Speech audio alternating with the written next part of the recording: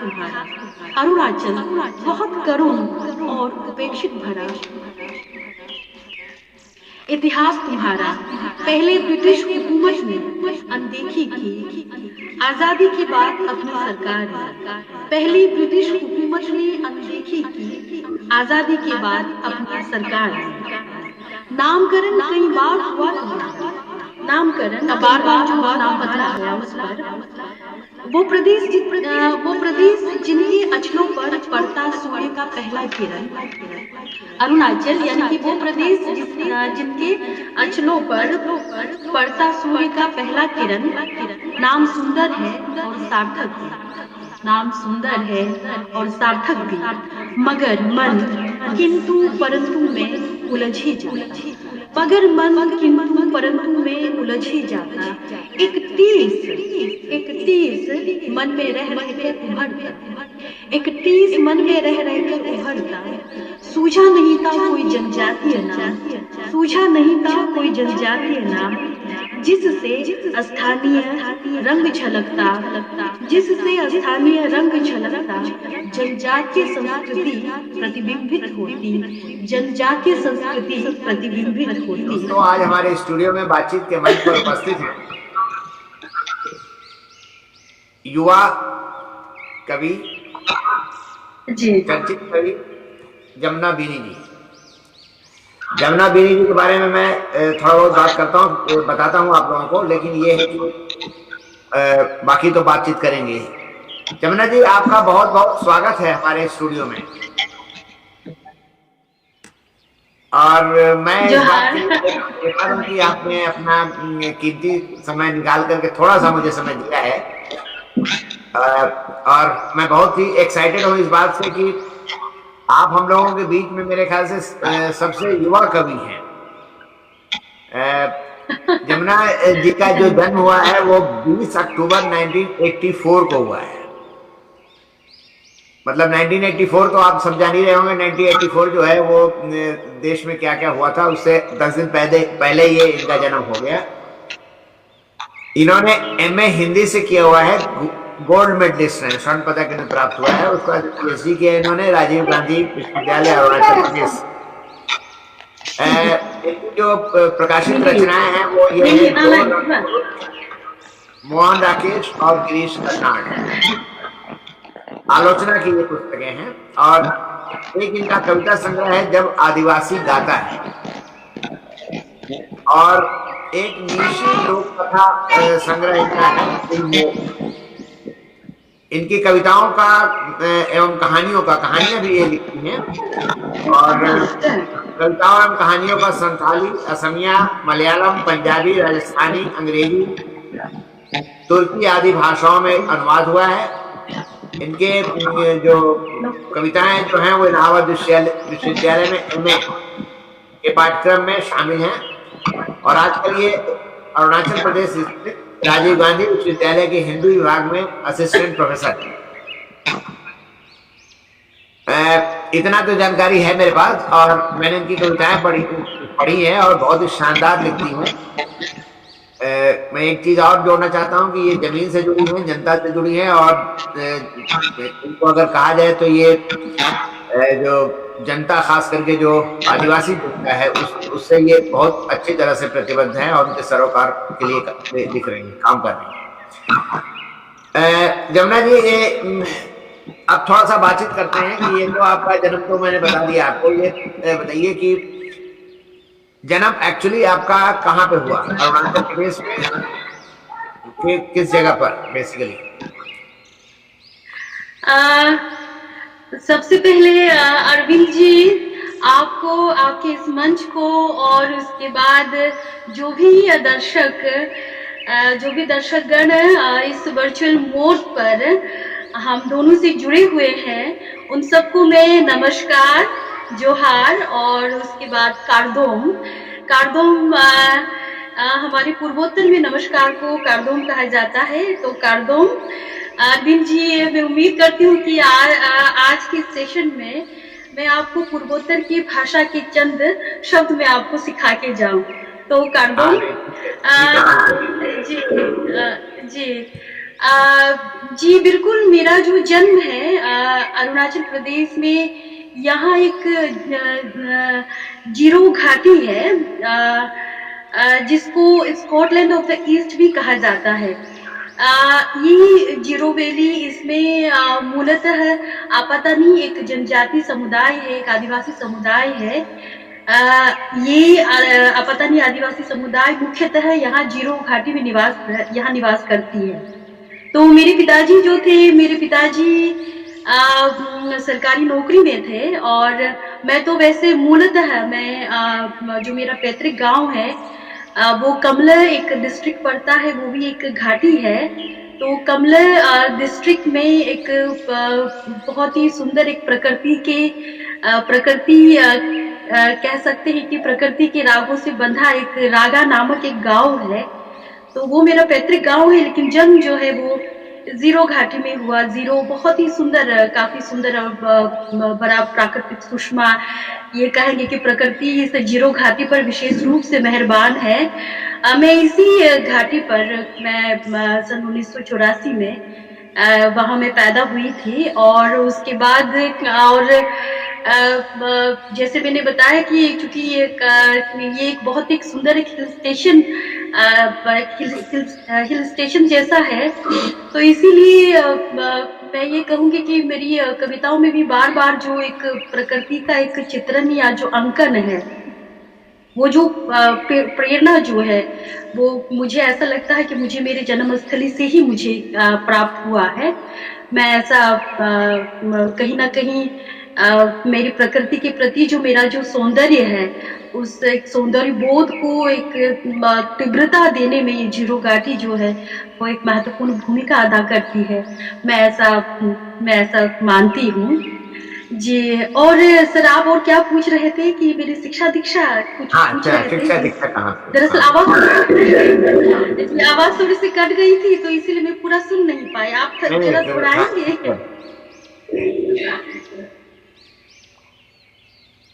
शिक्षा दीक्षा कहाँ हुई आपकी? अच्छा, जी जी जी। मेरी सारी जो पढ़ाई लिखाई है, पूरी शिक्षा दीक्षा यही अरुणाचल प्रदेश से ही मैंने संपन्न किया। कई बार ऐसा ये भी थोड़ा सा बताती हूँ, मुझे बड़ा मजेदार लगता है कि कई बार मुझे ऐसे लोग मिले जिन्होंने मुझसे पूछा कि क्या आपने बाहर से पढ़ाई की है, क्या आप राजस्थान में बनस्थली एक जगह है, बनस्थली विद्यापीठ एक बहुत ही प्रतिष्ठित एक हम जानते हैं कि एजुकेशनल इंस्टीट्यूट है, और हमारी अरुणाचल की कई सारी लड़कियां, खुद मेरी बड़ी दीदी भी वहाँ बनस्थली में मतलब वहाँ से उन्होंने पढ़ाई लिखाई की। तो अरुणाचल की एक, जिसको ये कहेंगे कि एक बुजुर्ग एक जो पीढ़ी है, उन लोगों ने काफी वहां से बनस्थली से उन लोगों ने वहां से शिक्षा उन लोगों ने प्राप्त की। तो पता नहीं लोगों को ऐसा क्यों लगा या लगता है कि मुझसे उन लोगों ने पूछा कि क्या बनस्थली से आप पढ़ी हुई है। ये अब तक मुझे कम से कम मैं कहूँ कि 50-60 लोग मुझे पूछ चुके हैं कि क्या आपने वहां से पढ़ाई की है, क्या आपने वहां से पढ़ाई की, और मैं इन सब का उत्तर देते देते मैं थक जाती हूँ। मैं कहती हूँ कि नहीं, आज मैं आपकी इस मंच से भी मैं एक तरह से ये कहूँ कि ये जो गलत फहमी है इसको दूर कर देती हूँ कि मैं राजस्थान से मेरा बड़ा प्रेम है, लेकिन इसके बावजूद भी मैं ये कहूँ कि मैं बनस्थली से मैंने वहां से पढ़ाई लिखाई नहीं की। मेरी सारी शिक्षा और दीक्षा जो है वो यही अरुणाचल से ही, यहीं से संपन्न हुई है। मैं एजुकेशन एक स्कूल, एक प्राइवेट स्कूल एक हुआ करता है, मतलब हुआ करता था। उस स्कूल से मैंने 10वीं की कक्षा वहां से मैंने वहां से पास किया। इसके बाद फिर ईटानगर हायर सेकेंडरी स्कूल है, वहां से 12वीं की कक्षा मैंने पास की। उसके बाद फिर यहाँ एक देरानाथुम गवर्नमेंट कॉलेज, एक सरकारी कॉलेज है यही कैपिटल राजधानी में, यहाँ से मैंने बीए हिंदी मेजर लेकर, हिंदी ऑनर्स लेकर यहाँ से मैंने पास आउट किया। फिर इसके बाद राजीव गांधी यूनिवर्सिटी, जहाँ मैं अभी कार्यरत हूँ, जहाँ हिंदी डिपार्टमेंट में, मैं कार्यरत हूँ, वहीं मैंने 2007 से 2007 में 2007 में मैंने वहाँ से हिंदी हिंदी एमए, बल्कि मैं ये कहूँ कि फर्स्ट डिवीजन से मैंने पास किया। और मुझे बताते हुए खुशी होती है कि जैसे अभी मेरे परिचय में अरविंद जी बता रहे थे कि हिंदी में मैंने स्वर्ण पदक अर्जित किया है, डिस्टिंक्शन में लेके आई। और उसके बाद में इसी यूनिवर्सिटी में मैं बतौर असिस्टेंट प्रोफेसर मेरी नियुक्ति हुई। और उसके बाद इसी यूनिवर्सिटी में मैंने 2014 में जो मेरा पीएचडी जो डिग्री है वो मुझे यहीं से प्राप्त हुआ। और मैं अपने लेखन में मैं हिंदी, मुख्यतः मैं हिंदी भाषा में लिखती हूँ, लेकिन जो मेरी मातृभाषा है, मेरी मातृभाषा निशी है। मैं निशी जनजाति से मैं आती हूँ, निशी आदिवासी समुदाय से मूलतः मैं बिलोंग करती हूँ। तो मैं अपनी मातृभाषा निशी में भी कुछ एक गीत और कविताएं वगैरह में लिखती हूँ। तो तभी से मैं लेखन कार्य जो है, दरअसल मेरे अरविंद जी मैं ये बताना चाहूंगी, अगर लेखन कार्य के बारे में अगर आप पूछे तो मेरा जो साहित्यिक रुझान है वो बहुत छोटी अवस्था में, बहुत बचपन से मेरा एक साहित्य के प्रति एक गहरा एक लगाव और एक इंक्लिनेशन एक बहुत कम उम्र से ही मेरा एक, आप कह सकते हैं कि डेवलप हुआ। और मैं मेरी दीदी बताती है मुझे कि मैं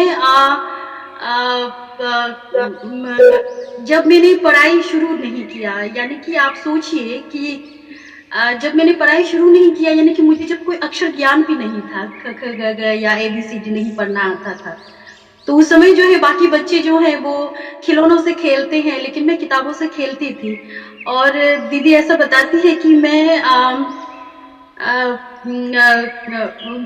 जिन किताबों के साथ खेलती थी तो उन किताबों में क्या लिखा है वो अक्षर तो मैं पढ़ तो नहीं पाती थी, लेकिन बिना पढ़े एक मैं अपनी प्रशंसा या तारीफ नहीं कर रही, लेकिन दीदी कहती है कि एक विलक्षण एक शायद एक प्रतिभा मेरे अंदर, या वो जन्मजात पता नहीं क्या कैसी है प्रतिभा थी कि बिना अक्षर ज्ञान के, लेकिन मैं कोई कॉमिक्स में देखती हूँ या कोई पिक्चर, कोई पिक्टोरियल, कोई ग्राफिक, कोई अगर बुक हो तो बिना पढ़े मैं उसकी पूरी कहानी जो है, कथा जो है, वो अपने अनुमान के आधार पर, कल्पना के आधार पर मैं उसको ये कहूँ कि मैं उसको बता देती थी। तो ये मेरी दीदी बताती है।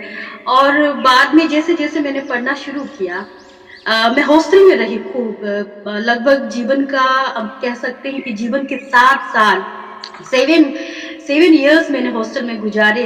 जब ये कहा जाता है कि बहुत ही एक वो फॉर्मेटिव एक इयर्स होता है किसी बच्चे का, बचपन का, तो मैंने इस हॉस्टल में मैंने गुजारी। और उसके बाद मैं जब हॉस्टल में थी तो मेरी जो बड़ी दीदी है श्रीमती यायम ताऊ जी, तो वो मुझसे मिलने आती थी। तो खाने के बिस्किट के पैकेट के साथ मेरी दीदी नंदन और चंपक, ये बड़ी दुख की बात है कि नंदन पत्रिका का प्रकाशन अब बंद हो चुका है, लेकिन मैं बड़े चाव से पढ़ती थी। अब मैं बिल्कुल, अगर अपने बचपन की यादों में अगर मैं नंदन को अगर मैं शामिल ना करूं, चंपक पत्रिका को मैं शामिल ना करूं, तो बिल्कुल यादें अधूरी रह जाएंगी। तो मैं बहुत पढ़ती थी। तो दीदी बिस्किट पैकेट के साथ ये जो बाल पत्रिकाएं हैं लेके दीदी आती थी, और मैं टहरी एकदम भुक्कर किस्म के पाठक में पढ़ के एकदम उसको खत्म कर देती थी। और उसके बाद, लेकिन अरविंद जी, मैं एक बात यहाँ ये बताना चाहूंगी, फिर बाद में धीरे धीरे जब मैं बड़ी होती गई, मेरा रुझान, अब मैं हालांकि अभी मैं लिखती हिंदी में हूँ, लेकिन शुरुआत के जब दिनों में जब थोड़ा बहुत लिखना शुरू किया, तो मेरा जो ज्यादा जो रुझान जो है, इंक्लिनेशन इंग्लिश लिटरेचर के प्रति ज्यादा मेरा रुझान उस ओर मेरा बढ़ा। तो इसी के चलते मैंने जो वर्ल्ड क्लासिक है वो मैंने बहुत ज्यादा पढ़ा। मुझे याद है हमारे बचपन के समय में, आजकल पता नहीं वो जो प्रकाशक है वो आजकल पता नहीं मार्केट में है कि नहीं, या वो प्रकाशन भी बंद हो गया। हमारे समय में मैं बचपन की बात बता रही हूँ, तो उस टाइम जो है मैकमिलन नामक एक प्रकाशन हुआ करता था। और ये जो मैकमिलन प्रकाशन है, ये जो वर्ल्ड क्लासिक है उसकी संक्षिप्त संस्करण या एवरेज जो वर्जन है वो छापा करता था। तो जैसे मुझे याद है कि मैंने जेन ऑस्टिन के कई सारे जो उपन्यास है, चाहे वो प्राइड एंड प्रेजुडाइज हो, एम्मा हो, या फिर सेंस एंड सेंसिबिलिटी हो, तो वो मैंने बहुत बहुत कम अवस्था में मैंने उसका पूरा अध्ययन किया। लेकिन वो उसका मैंने एवरेज वर्जन मैंने पढ़ा। फिर इसके बाद चार्ल्स डिकेंस के तो लगभग सारे उपन्यास, tales of two cities, great expectation, Oliver Twist, David Copperfield, ये सारा मैंने उस दौरान पढ़ा। और उसके बाद डेनियल डिफो है, फिर उसके बाद रुडयार्ड किपलिंग है, इन सब का मैंने बहुत ज्यादा अध्ययन किया। हिंदी की तरफ मुड़ना तो एक बहुत आकस्मिक घटना के तहत मैं हिंदी की तरफ में मुड़ी। मुझे लगा कि मैं बाद में इंग्लिश को, क्योंकि हम लोग नोटिस वाली ज्यादा इंग्लिश में लिखना पसंद भी करते हैं, तो हिंदी की ओर मैं कैसे मुड़ी ये एक अलग घटना है जी। नहीं, अरविंद जी। मैं वाकई बहुत मतलब तो मुझे ताज्जुब भी हो रहा है कि नॉर्थ ईस्ट के एरिया में तो जनरली जो मैंने देखा है और मैंने महसूस किया, सुना है कि या तो वो अपनी भाषा बोलते हैं, जो उनकी लोकल भाषा होती है वो बोलते हैं, या फिर वो इंग्लिश बोलते हैं।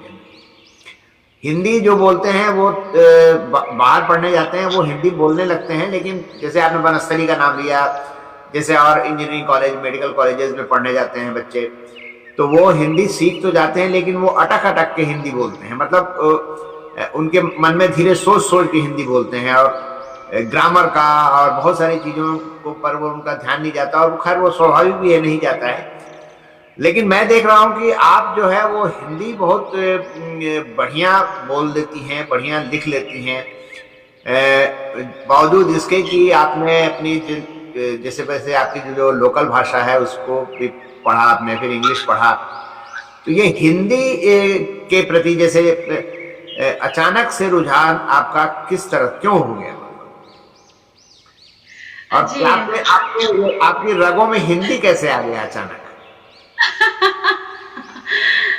जी अरविंद जी, मैं यही आपको मैं बता रही थी, एक बहुत ही आकस्मिक एक बात हो गई और मैं हिंदी की तरफ मुड़ी। नहीं तो मैं अंग्रेजी साहित्य के अध्ययन में ही बहुत ज्यादा मैं डूबी हुई थी, और खूब अंग्रेजी लिटरेचर पढ़ पढ़ के अपने आप को वो जो विक्टोरियन या जो एलिजाबेथन जो एज है वहां मैं अपने आप को इमेजिन करने लगती थी।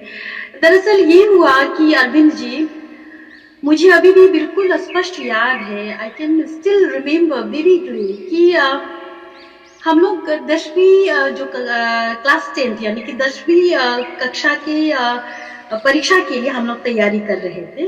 क्लास 10th का एग्जाम था, बोर्ड परीक्षा सीबीएसई का।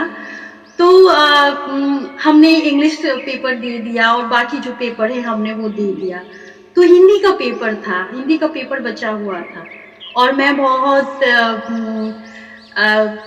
मैं चूंकि बचपन से बहुत पढ़ाकू किस्म की रही हूँ, तो पढ़ाई को मैंने हमेशा बहुत ज्यादा गंभीरता से लिया।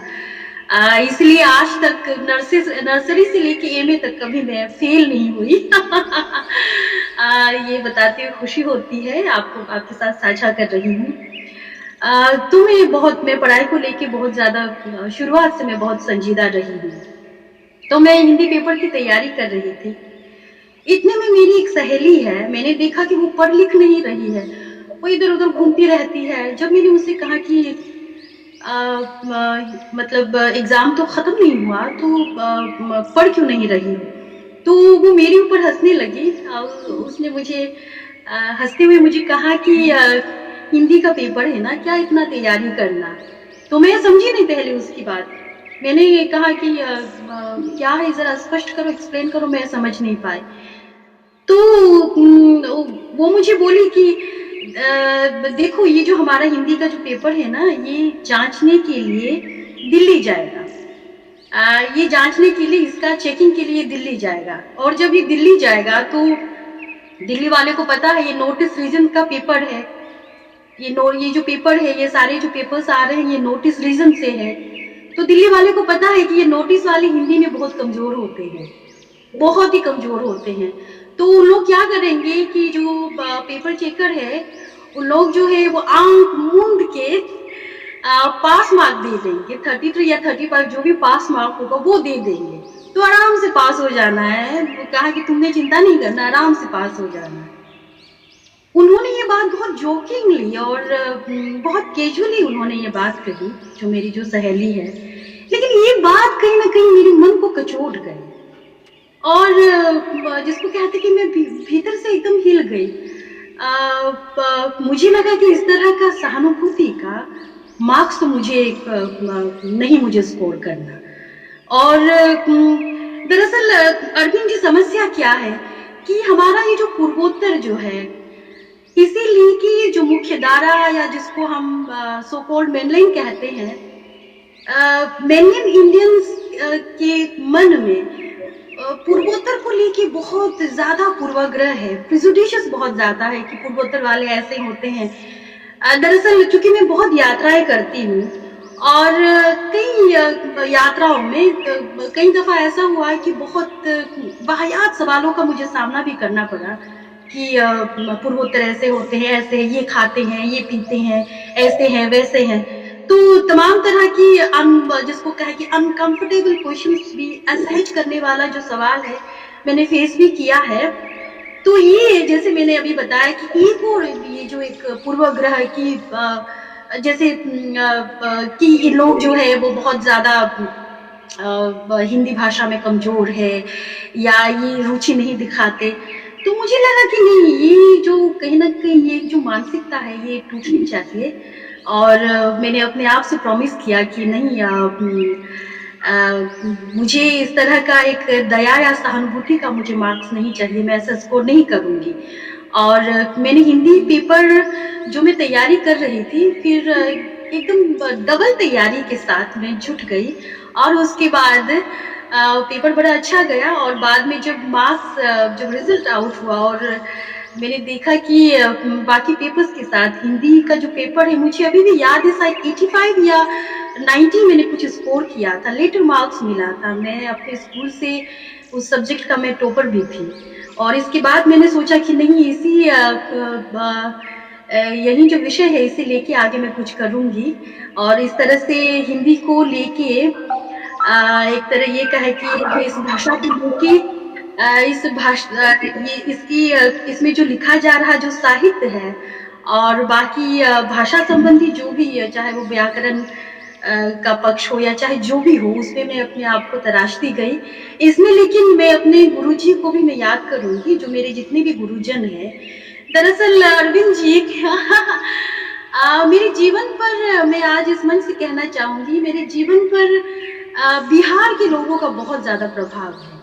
मैं कहूंगी कि I really love Bihari's and I really regard them. चाहे वो मेरे स्कूल में मेरी शिक्षिका थी मंजू सिंह, और फिर उसके बाद जब हाई स्कूल में थी तो बहुत आदर के साथ उनका नाम लेना चाहूंगी, रमन सांडिल्य जी। फिर बाद में मैं जब यूनिवर्सिटी पहुंची तो प्रोफेसर नंद किशोर पांडे जी, और उसके बाद डॉक्टर अमरेंद्र त्रिपाठी जी, इन सब का बहुत ही खासा प्रभाव पड़ा। ये सभी बिहार के, कोई बिहार के सिवान से हैं, कोई बिहार के सासाराम से हैं, कोई बिहार के गोपालगंज से हैं। तो ये सभी इन सारे टीचर्स का एक तरह से ये कहे कि हिंदी ज्ञान के प्रति या हिंदी मुझे सिखाने पढ़ाने के प्रति इनका एक अथक प्रयास रहा है। और इस नाते में जैसे मैंने कहा, बिहार राज्य और वहाँ के जो लोग हैं उसके प्रति मेरे मन में बहुत आदर है। और मैं ऐसा मानती हूँ कि बिहार की धरती बहुत ही उर्वर है, इट्स वेरी फर्टाइल। जी। हिंदी में आप लिखती हैं और इंग्लिश, आपने काफी इंग्लिश के लिटरेचर पढ़ रखे हैं। घर में हिंदी में बात होती है कि घर में अपनी अपनी जो लैंग्वेज हो उसमें बात होती है? जी, घर पे मैं दरअसल अरविंद जी, मैं आपको बताना चाहूंगी कि हमारे अरुणाचल प्रदेश में 26 मेजर ट्राइब है, यानी कि 26 प्रमुख जनजाति है। तो 26 प्रमुख जनजाति है, तो जाहिर सी बात है कि 26 तरह की भाषाएं बोली जाती होंगी।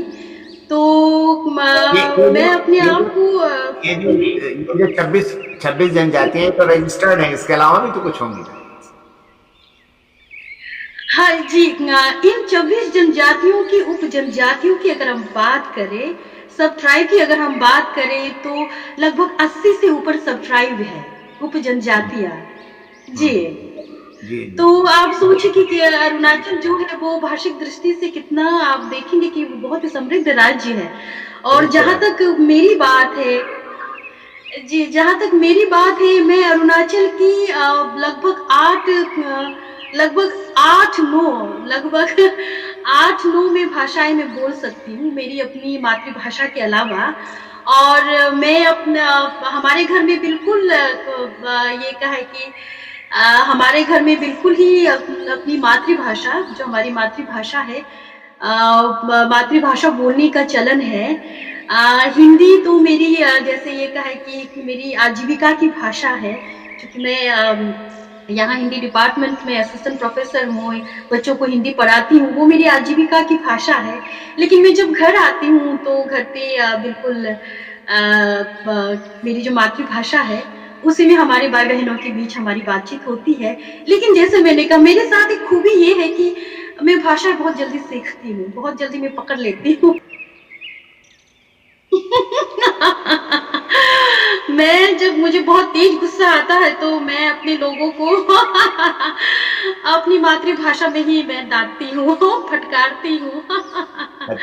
जी, दरअसल जी, अरविंद जी, मैं यहाँ ये बताना चाहूंगी, अपनी संस्कृति के प्रति, अपनी भाषा के प्रति ये जो प्रेम है, ये दरअसल इसके प्रति जो जागरूकता है, वो मुझे मेरे माता पिता ने, मैं मेरे पिताजी को बहुत ज़्यादा, मैं उनको बहुत ज़्यादा प्रोग्रेसिव में उनको मानती हूँ।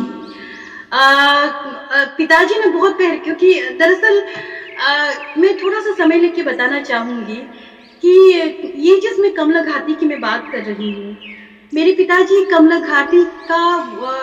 घाटी का हम कह सकते हैं कि वो पहले ऐसे गेजेटेड ऑफिसर थे। उनसे पहले कोई किसी ने स्कूल का द्वार नहीं देखा था, शिक्षा का वहाँ प्रचार प्रसार नहीं हुआ था। तो पिताजी को एक तरह से एक ऐसा, दरअसल पिताजी एक ऐसे, उनको मैं एक लिंक या कड़ी के रूप में देखती हूँ, एक ऐसा आदिम समाज जहाँ बिल्कुल एजुकेशन पेनिट्रेट नहीं हुआ। ऐसे में पिताजी बगल के जो राज्य है असम, हमारा जो पड़ोसी राज्य है, वहाँ ग्वालपारा या गोलाघाट में वो जाते हैं और शिक्षा प्राप्त करते हैं, और उसके बाद उनकी नौकरी लगती है। और मेरे पिताजी जो हैं, फिर इसके बाद उन्होंने जो डॉक्टर वेरियल एल्विन है, महान एंथ्रोपोलॉजिस्ट, उनके साथ भी मिलकर उन्होंने काफी काम किया। और आज भी मेरी दीदी के पास डॉक्टर वेरियल एल्विन का मेरे पिताजी को लिखे हुए जो खत है, जो लेटर्स है, वो आज भी सुरक्षित है। तो दरअसल पिताजी चाह भी रहे थे कि ये जो हमारा जो एक बिल्कुल जो ट्राइबल जो एक आदिम समाज जो है, वो दूसरी बाकी जो समाज या बाकी जो संसार है उसके साथ कदम मिला कि वो चले, उसके साथ वो बैलेंस करते, उनकी मतलब ये कहे कि उनके साथ उनके रफ्तार के साथ एक तरह से ये कहे कि संतुलन बिठा के वो चलने का प्रयास करे। लेकिन इसके साथ साथ उनको ये भी चिंता थी कि ऐसा ना हो कि इस तेज रफ्तार में, ऐसा भी नहीं होना चाहिए कि इस तेज रफ्तार में हमारी जो अपनी जो बिल्कुल जो स्व संस्कृति है या जो बिल्कुल स्व जो भाषा है वो कहीं गुम हो जाए। दरअसल अरविंद जी, मैं ये बताना चाहूंगी कि जब भी मैं अपने पिताजी के बारे में सोचती हूँ तो मुझे जो तुर्की जो देश है, टर्की या तुर्की जो देश है, तुर्की देश का जो पितामह है, जो केमाल जो अतातुर्क है, उनके साथ बड़ी साम्यता उनके दोनों के चरित्र में मुझे दिखाई देती है। एक तरफ वो चाहते हैं कि तरक्की भी हो, लेकिन साथ ही साथ वो भी, लेकिन वो तरक्की हो, लेकिन वो तरक्की हमारे अपनी कीमतों पर ना हो। अब देखिए अरविंद जी, मैं बहुत एक रोचक बात आपको बताना चाहूंगी। मेरे पिताजी ने 20 शादियां की, 20 मैरिजेस। क्योंकि हमारे जो आदिवासी समाज है, निशी आदिवासी समाज की अगर मैं बात करूं, तो निशी आदिवासी समाज में बहुपत्नीवाद जिसको अंग्रेजी में पोलीगेमी कहे या पोलीजिनी कहते हैं, इसका रिवाज है। हालांकि ये जो प्रथा है वो अभी बिल्कुल दम तोड़ रही है। इसको कुप्रथा कहना भी ज्यादा ठीक रहेगा। ये जो कुप्रथा है अभी वो लगभग खत्म होने को है, लेकिन हमारे पिताजी के समय में ये खूब प्रचलन में थी। तो पिताजी ना चाहते हुए भी, पिताजी जो है वो ना चाहते हुए भी, क्योंकि मेरी जो दादी है वो बहुत दबंग किस्म की महिला थी और वो चाहती थी कि पिताजी अनेक से अनेक शादी करे। तो वो एक परंपरा के निर्वहन के चलते पिताजी ना चाहते हुए भी उन्होंने 20 शादियां की। लेकिन अब देखिए, जिस व्यक्ति ने 20 शादियां की, वही व्यक्ति जो है आगे इस प्रथा की बंदी के लिए, इस प्रथा के उन्मूलन के लिए वो कमर कस लेते हैं। अब सोचिए कि 20 शादियों में से कितने बच्चे हुए होंगे। अब हमारे परिवार में ही एक जनगणना या एक सेंसस होना चाहिए, या हुआ भी है। उन्होंने लेकिन अपनी सारी बेटियों को, सारे बेटों को जिसको ये कहे कि प्रेम विवाह करने की उन्होंने छूट दी। जी अरविंद जी, कहीं गुम हो गए आप? मैं हूँ यहीं पर। मैं ये सोच रहा था कि 20 शादियों की, और मैं वही सोच रहा था कि 20 शादियों से जो संतान उत्पत्ति हुई होगी वो कुल कितनी हुई होगी। अगर मान लीजिए ऑन द एवरेज 2-3 भी करें तो कम से कम 40-50-60 तो हो ही गई होंगी मेरे ख्याल से। मैं आपको बता रही हूँ, हम लोग जो लड़कियां हैं वो 46 है और लड़के 35 यानी कि बेटे हैं और बेटियां 46, यानी कि 35-46, ये तो 81 के 81 हो गया। 81। जी जी जी जी। तो ये जो सारे जो सिबलिंग्स हैं, ये आप लोग मिलजुल के रहते हैं आराम से? हम लोग बचपन में हम लोग बिल्कुल साथ रहते थे। मुझे अभी भी याद है, एक बहुत बड़ा एक घर हुआ करता था, बहुत बड़ा घर। दरअसल ये मेरी कहीं कहीं आप देखेंगे, कहीं कहीं मेरी कविताओं में ये जो मेरे परिवार का जो जिक्र है वो मेरी कविताओं में कहीं कहीं इसका आपको झलक आपको दिखाई देंगे। जैसे मेरी कविता है वे अलसाए दिन, उस कविता में एक नामदा एक शब्द का नामदा एक शब्द है, उसका उस कविता में मैंने फुटनोट में लिखा भी है। दरअसल ये जो नामदा है वो बांस का, बेम्बू का एक घर होता है, बहुत लंबा घर होता है। अगर आप देखेंगे तो आपको कोई ट्रेन का कोई कंपार्टमेंट या कोई डिब्बा जैसा आपको दिखाई देगा, जिसमें करीब क्या कहे 12-14 करीब चूल्हे होंगे। तो ऐसे हम लोग बचपन में रहा करते थे। लेकिन मैं एक बात में ये बताना मैं भूल गई कि पिताजी का कंट्रीब्यूशन हमारी फैमिली के लिए भी ये रहा कि उनके इतने सारे जो बच्चे हैं, 35 बेटे हैं और 46 बेटियां हैं। इतने सारे बच्चे, इतने सारे बच्चों को उन्होंने बाकायदा पढ़ाया, लिखाया, शिक्षित किया। और इसीलिए अब ये सारे जो है मेरे अगर भाइयों की या फिर मेरे जो दीदी हैं उन लोगों की अगर हम बात करें तो अधिकांश जो है वो नौकरीशुदा है, नौकरी पेशा है, लोग नौकरी कर रहे हैं। इसीलिए अरुणाचल में अभी करीब बताया जाता है कि करीब 23 जिले हैं, 26 डिस्ट्रिक्ट है। तो हमारे परिवार के लोग जो हैं वो इन 23 ये जो डिस्ट्रिक्ट है, इन 23 जिलों में फैले हुए हैं। तो मैं अरुणाचल से अगर मुझे एक जिले से दूसरे जिले जाना हो तो मुझे कोई कठिनाई नहीं पड़ती या मुझे कोई तकलीफ नहीं होती, क्योंकि हर जिले में हर जिले में हमारे रिश्तेदार हैं, भाई है, बहन है, दीदी है, चाचा है, ताऊ है, कोई ना कोई है, तो वो कोई दिक्कत नहीं है। और पिताजी ने विशेषकर जो महिला जो शिक्षा की अभी भी जो विमेन एजुकेशन पर बहुत जो कोई भी सरकार हो सब जोड़ देते हैं, हर कोई सरकार काफी विमेन एजुकेशन पर। तो मेरे पिताजी ने विशेष कर ये ध्यान रखा कि बेटियां शिक्षित हो, तो उन्होंने बेटियों को बहुत ज्यादा शिक्षित किया, और ना केवल शिक्षित किया बल्कि उन्होंने ये भी कहा, ये भी सुनिश्चित किया कि अब देखिए जो भी समाज है उस समाज की अपनी अंदरूनी समस्या होती है। हमारा जो अरुणाचली समाज है इसकी भी अपनी अंदरूनी समस्या है। अभी जैसे मैंने बताया कि बहुपत्नीवाद की जो प्रथा है, एक समय ये प्रासंगिक रहा होगा लेकिन अब इसकी प्रासंगिकता नहीं है। तो इस तरह की जो सोशल जो प्रॉब्लम्स है उसकी और पिताजी जो है उन्होंने बराबर हमारे जो दीदी है दीदियों को काफी उसके प्रति सचेत किया, जागरूक किया, उसके प्रति एक तरह से सेंसिटाइज किया। इसीलिए मेरी जो दीदी है, मेरी दीदी मेरे परिवार में 2-3 ऐसे दीदी हैं जो बिल्कुल समाज सेवा के कार्य में अपने आप को झोंक दिया। और 2012 या 13 में मेरी जो सबसे बड़ी दीदी थी बिनी यांगा जी, स्वर्गीय बिनी यांगा जी, उनको भारत सरकार ने उनको ये समाज सेवा में अभूतपूर्व योगदान के लिए उनको पद्मश्री से उनको भारत सरकार ने उनको पद्मश्री प्रदान करके उनको एक तरह से अलंकृत किया। तत्कालीन जो राष्ट्रपति जी थी प्रतिभा देवी सिंह पाटिल जी, आदरणीय प्रतिभा देवी सिंह पाटिल जी ने उन्होंने अपने खुद अपने हाथों से दीदी को ये सम्मान प्रदान किया।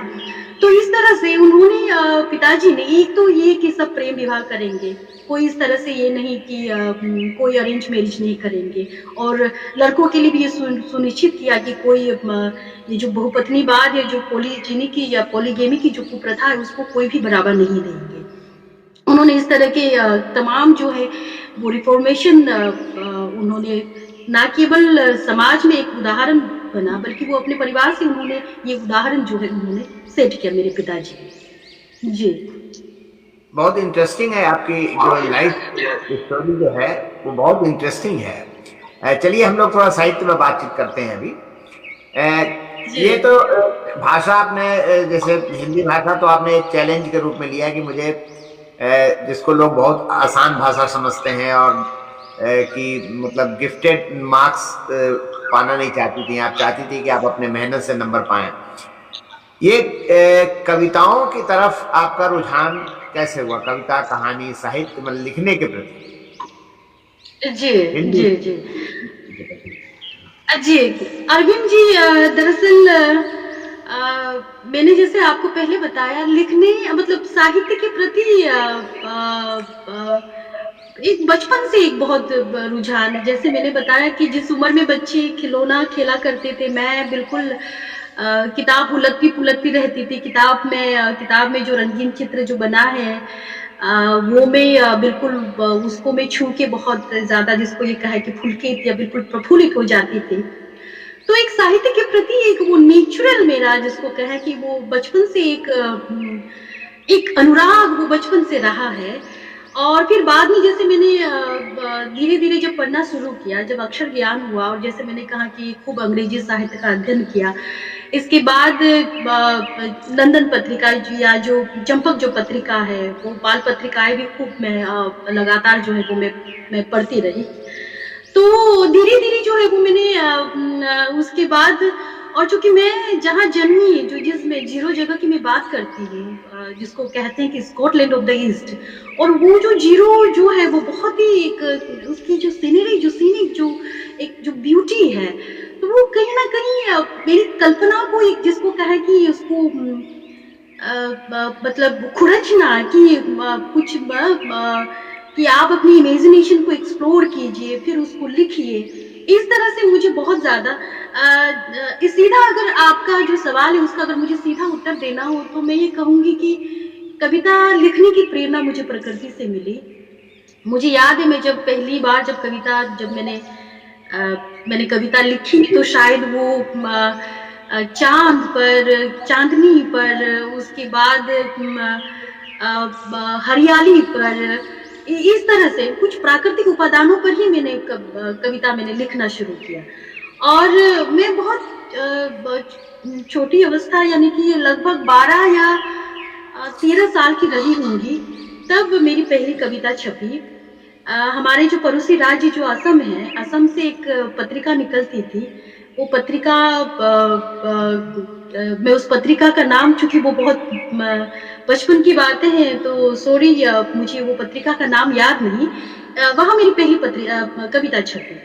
और जब पहली कविता अपनी जो लिखे शब्द हैं उसको जब पहली बार छपा हुआ देखा, तो मैं बहुत ज़्यादा मैं खुश थी। और मुझे याद है मेरे टीचर ने भी मेरी ये जो पीठ है उसमें थपथपाया था कि देखो जमुना की कविता छपी है।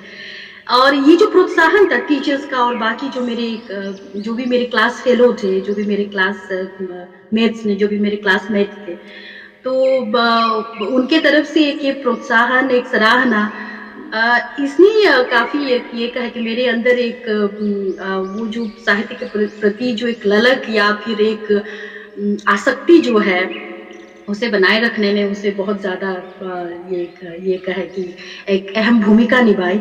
इसके बाद मैं लिखती रही। फिर उसके बाद मैं इंतज़ार किया करती थी कि कब स्कूल में, चूँकि वहाँ स्कूल में पत्रिकाएँ निकलती है हमारे यहाँ स्कूलों में, कॉलेजों में भी, यूनिवर्सिटी में भी, कि लिटरेरी जो मैगज़ीन है, यानी कि यूनिवर्सिटी और कॉलेज की, केवल वो यूनिवर्सिटी और कॉलेज में सर्कुलेशन की, इस तरह की पत्रिकाएँ निकलती रहती। तो मैं इंतज़ार किया करती थी कि कब इस तरह की सर्कुलर आए कि जिसमें कि हम अगले एडिशन के लिए, अपनी पत्रिका के अगले एडिशन के लिए हम रचनाएँ आमंत्रित करें, इस तरह। तो इस तरह की जो सर्कुलर है मैं उसका इंतज़ार किया करती थी। और जैसे ही सर्कुलर निकलता था, मैं तुरंत जो मेरा जो भी लिखा होता था मैं उसको वहाँ में बिल्कुल मैं सबमिट कर देती थी, जमा कर देती थी। फिर इसके बाद जो है यूनिवर्सिटी खत्म करने के बाद या यूनिवर्सिटी के दौरान भी फिर मैंने इधर-उधर जो बाकी जो साहित्यिक पत्रिकाएँ हैं, जो देश भर से जो साहित्यिक पत्रिकाएँ प्रकाशित हो रही, उनमें मैंने रचनाएँ भेजनी मैंने शुरू कर दी। तो मुझे याद है मैं जब इधर एमए कर रही थी तो पहली बार मैंने कहानी लिखी, मानसिकता नाम से एक मैंने कहानी लिखी थी। और उत्तर प्रदेश सरकार की एक पत्रिका है, शायद वो अभी भी शायद निकलती है, उत्तर प्रदेश नाम से ही एक पत्रिका है। उत्तर जी प्रदेश जी शायद संस्कृति विभाग है या जी कुछ कल्चर, तो वहीं से उत्तर प्रदेश नाम की एक पत्रिका निकलती है।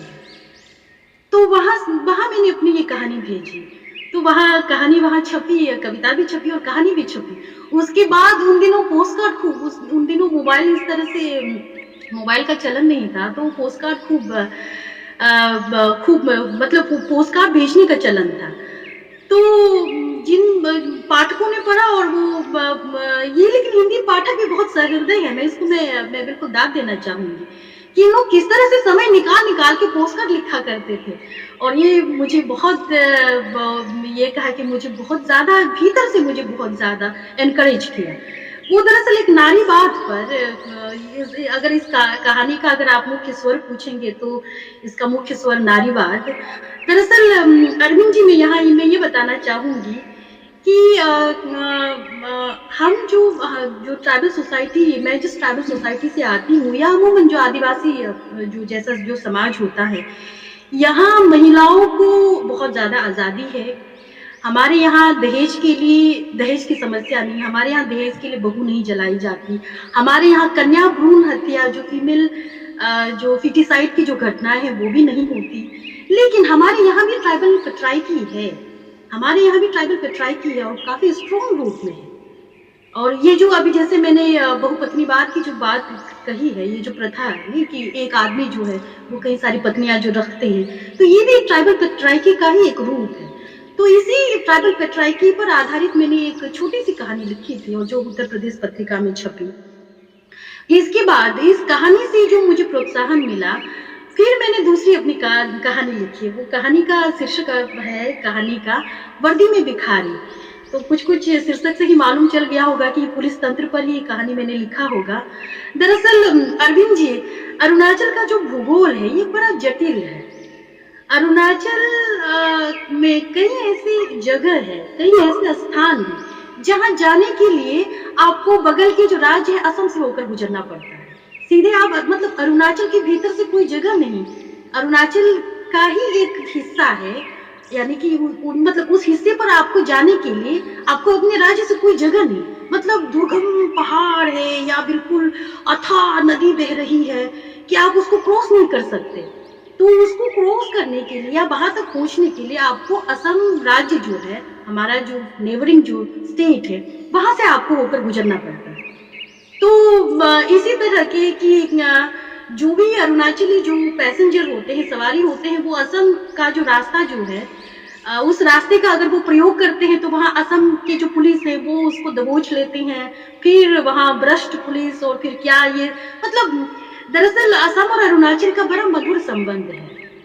भूपेन हजारिका, जिसको हम भूपेन दादा कहते हैं, भूपेन दादा तो अरुणाचल और असम का जो मधुर संबंध का एक या सौहार्द का वो प्रतीक है। लेकिन कई बार जो है वो सीमा विवाद होता है और कई बार जो इस तरह से जैसे भ्रष्ट ये जो करप्टेड जो पुलिस है वो कई बार अरुणाचल की सवारियों को वो परेशान करते हैं।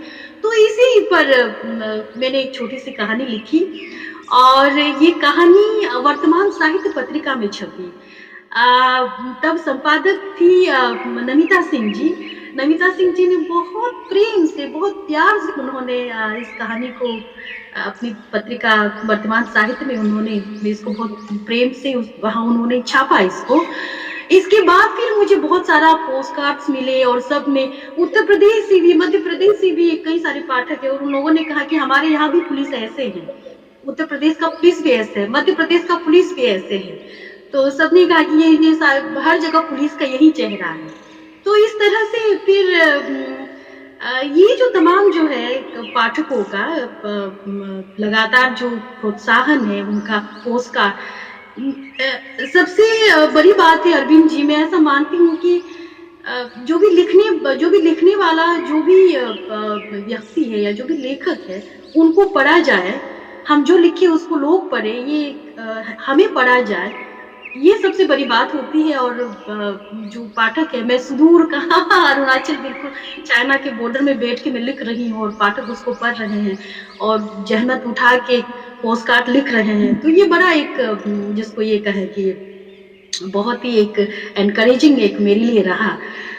मैं ये कहूँगी कि मेरे लेखन में पत्रिकाएं जीवनी शक्ति के रूप में काम किया।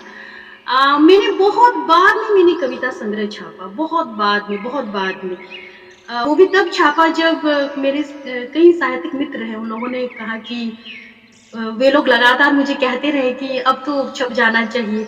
हमारे यहाँ एक वरिष्ठ लेखक हैं, बहुत ही वरिष्ठ लेखक हैं और बहुत ही सम्मानित लेखक हैं, असमिया भाषा में वे लिखते हैं, श्री वैदी तुंची जी। उन्होंने कई मंचों से जिसको ये कहे कि सार्वजनिक रूप में उन्होंने कहा कि अभी मतलब किताब आ जानी चाहिए कविताओं का, या उन्होंने कहा कि कहानियों का भी जो भी हो कि किताब आ जानी चाहिए। दरअसल अरविंद जी, मैं एक बात यहाँ ये कहना चाहूंगी कि लोगों को बहुत ज्यादा छपने की बहुत ज्यादा हड़बड़ी रहती है, लेकिन थैंक गॉड मैं इस मामले में मैं थोड़ा सा मेरी सोच उस तरह से नहीं है।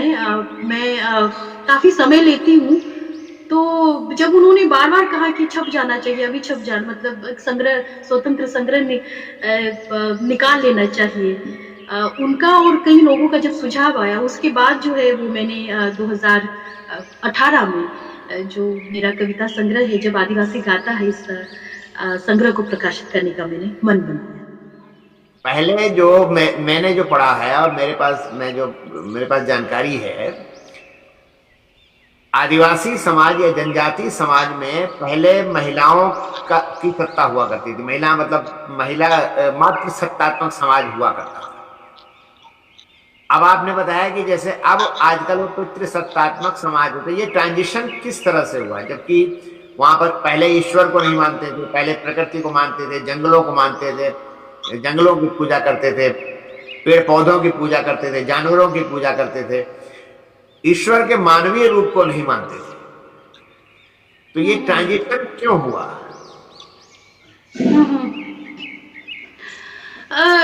इसके लिए अरविंद जी, दरअसल मैं ऐसा मानती हूँ कि खास कर अगर मैं पूर्वोत्तर के समाज के बारे में अगर मैं बात करूँ, मैं जिस पृष्ठभूमि से आती हूँ, दरअसल पूर्वोत्तर का जो आदिवासी समाज है, ये समाज जो है वो दरअसल इवॉल्व नहीं हुआ। जिसको ये कहते हैं कि इवॉल्व होने में क्या होता है कि उसमें समय लगता है।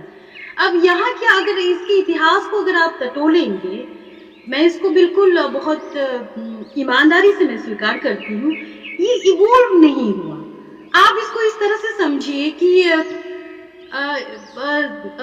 मतलब एक ऐसी पीढ़ी जिसने कभी इसको कैसे एक उदाहरण देके मैं समझाना चाहूंगी। एक ऐसी पीढ़ी जो बिल्कुल जंगल से निकल के, जो बिल्कुल जंगल के से निकल के एक 4G जो अभी जो ये जो 4G जो युग चल रहा है, एक ऐसे मतलब खींच-खाच के उसको जंगल से निकाल के एक एकदम बिल्कुल हाई या सुपर टेक जो सिविलाइजेशन है उसमें लाके उसमें फटक दिया। मैं इस तरह से इसको आपको मैं बताना चाहूँगी कि यहाँ हर समाज जैसे मैंने मैंने मेरे पिताजी का उदाहरण लेके मैंने अभी जैसे बताया कि हर समाज की अपनी समस्या है और समाज जो है रिफॉर्मेशन या जो भी उस समाज में जो भी समस्या है उसके निराकरण के लिए वो स्वतः वो खुद प्रयास करते हैं और धीरे-धीरे वो इवॉल्व होता है। इवॉल्व होना एक या इवोल्यूशन जो है वो एक देखेंगे कि वो एक धीमी एक प्रक्रिया है, एक समय लगने वाली प्रक्रिया है। यहाँ के आदिवासी समाज के साथ क्या हुआ कि यहाँ जो है वो आजादी से जो पहले आजादी से पहले जो है आप यहाँ देखेंगे कि चाहे वो अहोम साम्राज्य की हम बात करें या फिर अहोम साम्राज्य के पतन के बाद ब्रिटिश साम्राज्य का उदय होता है। ब्रिटिश साम्राज्य ने भी एक तरह से उपेक्षा, अहोम साम्राज्य ने भी एक उपेक्षा की दृष्टि या एक उपेक्षा का भाव रखा। और उसके बाद आजादी के बाद भी बहुत हद तक सन 1900 जो अगर अरुणाचल की अगर मैं बात करूं, सन 1962 यानी कि 1962 का जो इंडो चाइना जो वार हुआ, उससे पहले भी ये जो भूखंड है वो बहुत उपेक्षित रहा। लेकिन इंडो चाइना वार के बाद जो है वो एक तरह से ये कहे कि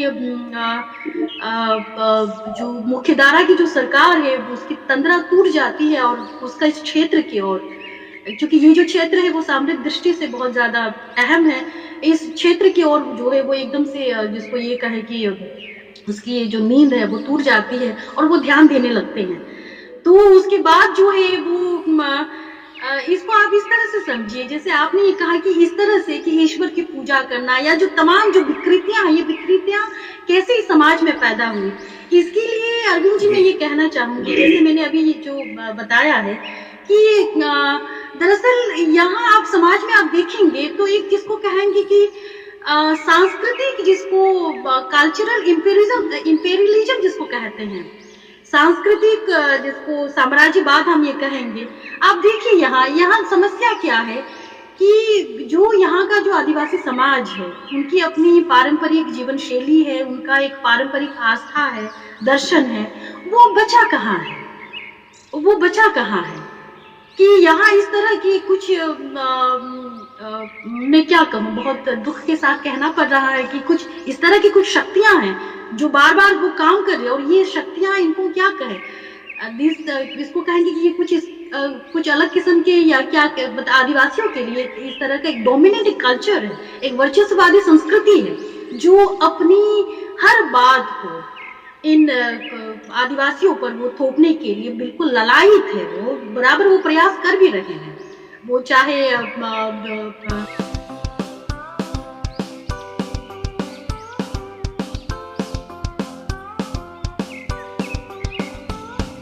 अब देखिए मैं इसको आप इस तरह से समझिए कि निशी नियम अचम, मैं निशी आदिवासी समुदाय से मैं बिलोंग करती हूँ और निशी नियम अचम एक निशी महिलाओं का एक ये कहे कि सर्वोच्च एक संगठन है, एफएक्स एक ऑर्गेनाइजेशन है निशी विमेन्स का। अब वहाँ ये बातें हो रही है, पिछले 2-3 साल पहले की बात है कि वहाँ ये बात हो रही है। देखिए हम लोग जो है शादी होने के बाद भी जो निशी औरत है वो शादी होने के बाद भी वो कोई सुहाग चिन्ह नहीं लगाता, ना अंगूठी पहनती है, ना वो सिंदूर लगाएंगे, ना मंगलसूत्र, इस तरह से सुहाग चिन्ह नहीं। लेकिन मैं उस संगठन की एक मीटिंग में थी, हम लोगों को बुलाया गया, मैं एक मीटिंग में थी, और वहाँ जो महिलाएं जो है वो कह रही है, कुछ महिलाएं, उनका डिमांड ये है कि नहीं, हमें जो है वो उस अध्यक्षा से, जो उस संगठन की जो अध्यक्षा है उससे वो कह रही है कि आप ऐसा कीजिए, एक इस तरह का हम रेजोल्यूशन निकालते हैं कि अभी से जो जितनी भी जो विवाहित निशी महिलाएं हैं वो एक यहाँ गले में कुछ इस तरह से, हमारी भाषा में उसको रींग कहते हैं, रींग, तो इस तरह से तो गोलाकार कुछ एक माला, ये दो गोलाकार एक माला होंगी, एक बिल्कुल छोटी छोटी, मतलब एक बीट्स होंगी, उसको लगाएंगे, उसको रिंग कहते हैं कि हम इसको पहनेंगे, ये हमारा सुहाग चिन्ह है। ये बातें इतनी हास्यास्पद है, मुझे इतनी हंसी आई।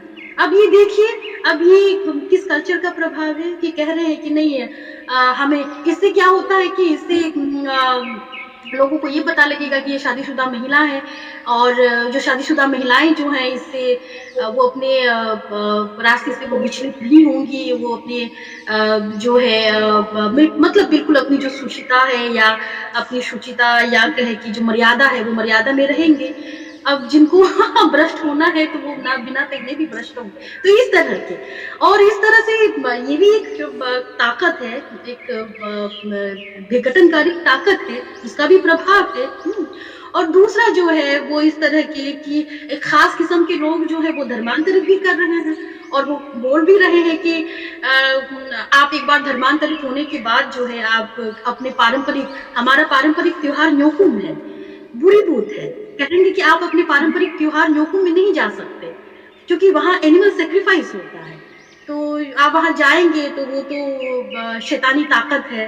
तो इस तरह आप ये देखेंगे कि हमारे जो लोग हैं वो इतने भोले या भले हैं कि वो तमाम जो वर्चस्ववादी संस्कृति की जो ये कहे कि जो विकृतियां या उनकी अच्छाइयों को ग्रहण करना चाहिए, लेकिन उनकी जो तमाम जो बुराइयां हैं उसको ग्रहण करने में आगे है।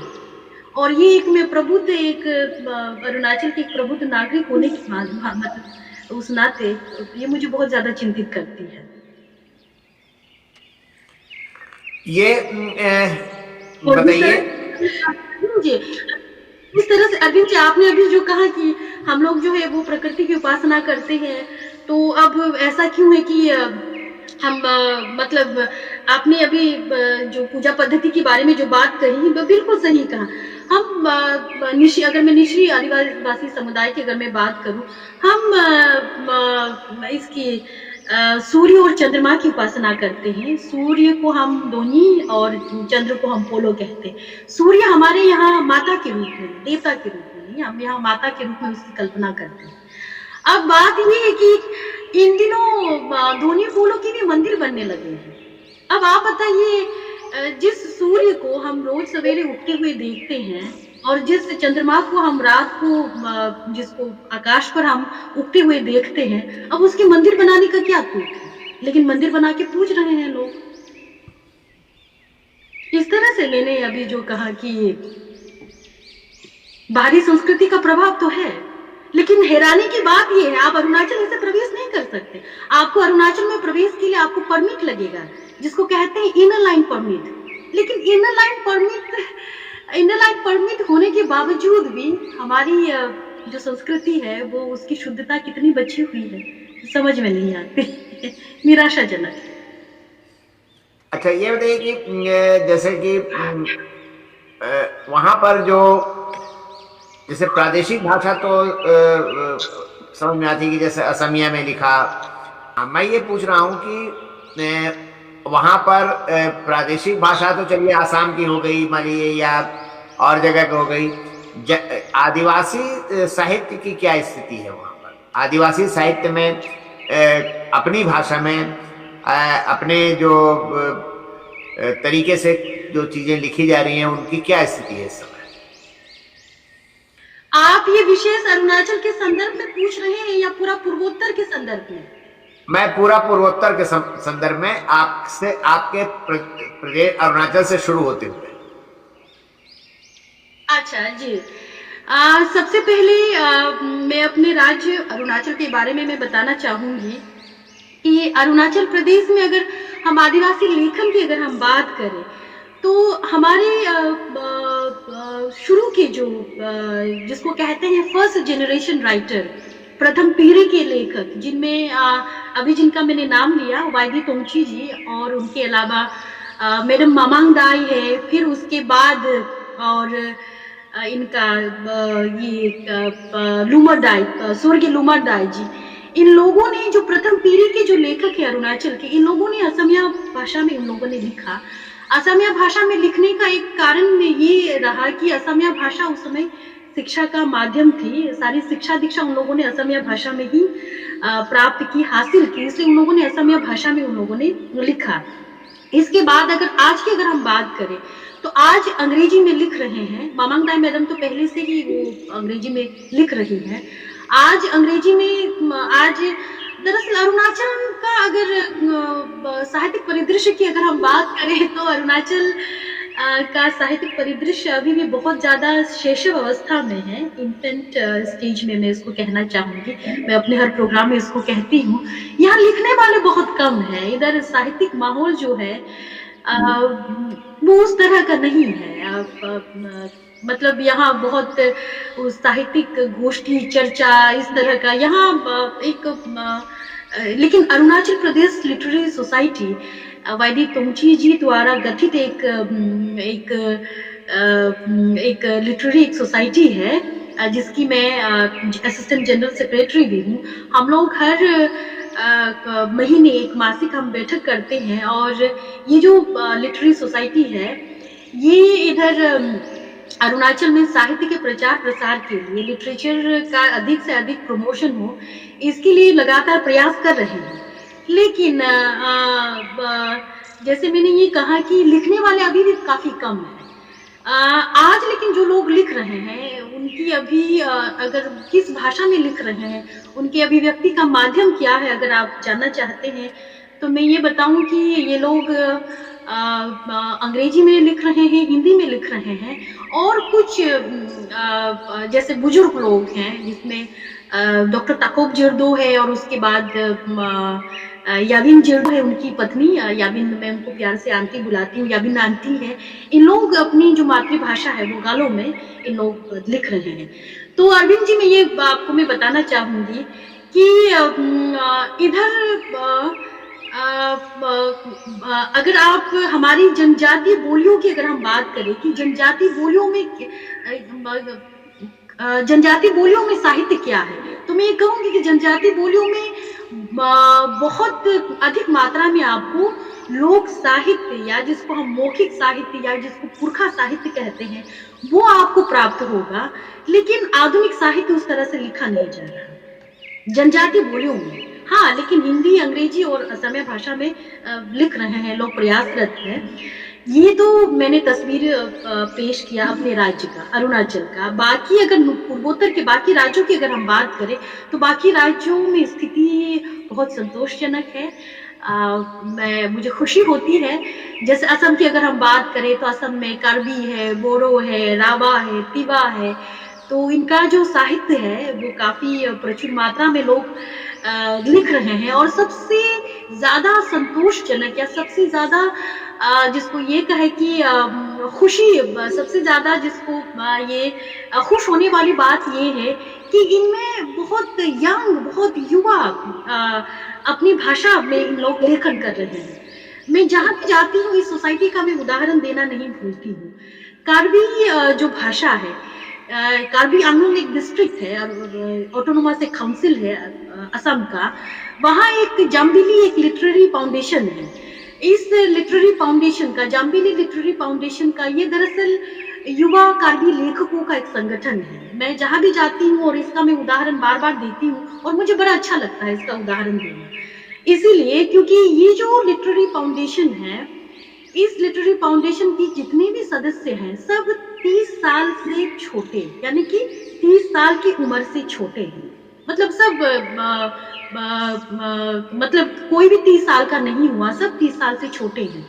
लेकिन ये लोग बहुत उम्दा काम कर रहे हैं, और कार्बी भाषा में साहित्य की जो तमाम जो विधा है, वो चाहे बाल साहित्य हो, व्यंग साहित्य हो, नाटक साहित्य हो, या फिर जिसको ये कहे कि आलोचना हो, इन सारी विधाओं पर इनका, ये सारे जो युवा जो हैं, बुजुर्ग भी, दरअसल बुजुर्ग भी और युवा भी, इन लोग लिखने में, इन लोग बिल्कुल उसमें प्रयासरत है और काफी इनको सफलता भी मिली है।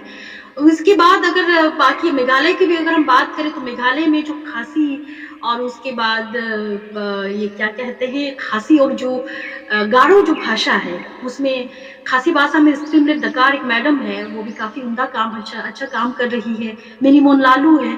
तो इस तरह से अगर मैं पूर्वोत्तर का अगर मैं नाम गिनना शुरू करूं, तो ये तो काफी लंबा हो जाएगा, क्योंकि पूर्वोत्तर के जितने भी रचनाकार हैं, सबसे मेरा एक बहुत लगाव है, परिचय है, हम हमेशा जुड़े हुए हैं।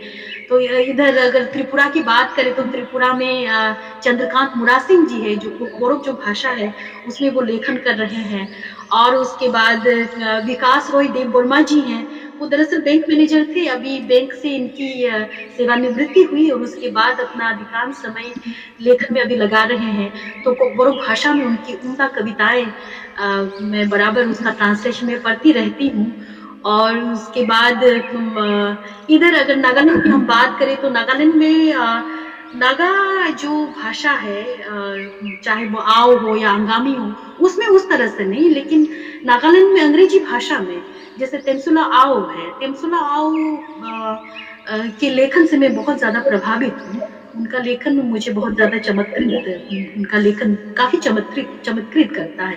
तेमसुला आओ है, स्टीरन कीरे हैं, ये सारे लोग जो हैं वो अंग्रेजी भाषा के माध्यम से, लेकिन अपने समाज की जो समस्या है, चूंकि नागालैंड जो है वो लंबे समय तक, या मणिपुर भी अगर कहे, उग्रवाद से जूझते रहे हैं, तो वो तमाम जो भी एक सामाजिक, राजनीतिक, जो भी सोशल या जो भी सोशो पॉलिटिकल प्रॉब्लम्स है, उनको वो अपने लेखन के माध्यम से वो लगातार वो चिन्हित करती रही है इन लोग। और इस तरह से और कौन सा राज्य, पूर्वोत्तर का तो सारा राज्य तो मैंने कह ही दिया जी।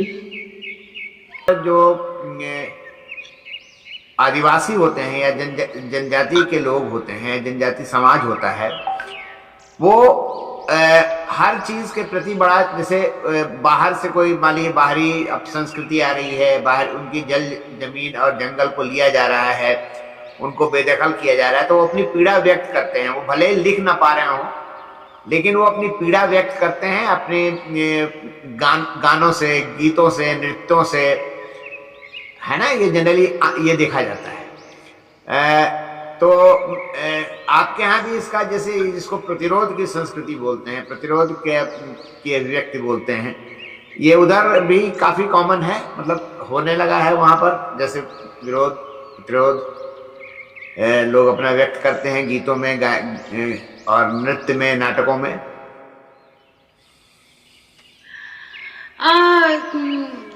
अरविंद जी, यहाँ अगर यहाँ की आप आदिवासी समाज के बारे में अगर आप मतलब पूछ रहे हैं, तो मैं ये कहना चाहूंगी कि ये हम लोग जो है वो पहाड़ी आदिवासी, हम लोग समाज, मतलब पहाड़ी यहाँ जो आदिवासी समाज है वो मूलतः वो पहाड़ों के हैं।